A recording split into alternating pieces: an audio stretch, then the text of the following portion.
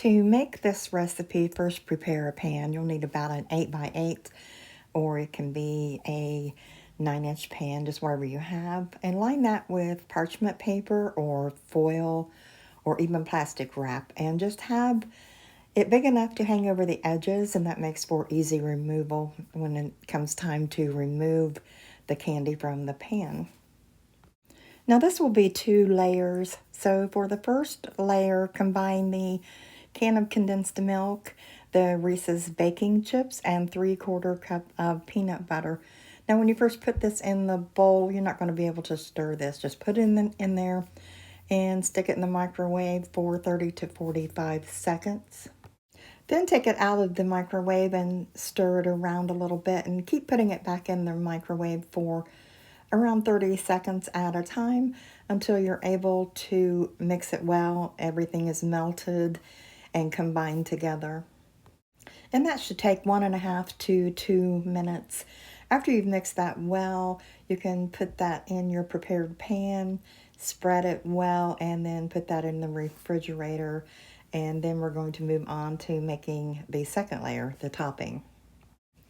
And for the second layer, you're going to go through the same process, only this time you will only need 3/4 cups of chocolate chips, and that can be semi-sweet chocolate or milk chocolate, and 1/2 cup of peanut butter. And you're just going to put that in the microwave 30 seconds at a time until it's melted and well mixed. And now just pour the topping over the base, and it's ready to chill until it sets. Or if you like, before it sets, you can add some kind of candy to the top. I'm adding Reese's Pieces Easter eggs. Makes a nice Easter treat if that's what you'd like to do. So just put this in the refrigerator to chill after you're finished with your topping. So after you've finished topping this, then refrigerate it for at least 1 to 2 hours until it's firm, preferably overnight. Now that this is chilled, you can see why I said to have overhanging parchment paper or foil or even plastic wrap. It makes for a very easy removal. Just lift it right out of the pan and then peel away the paper.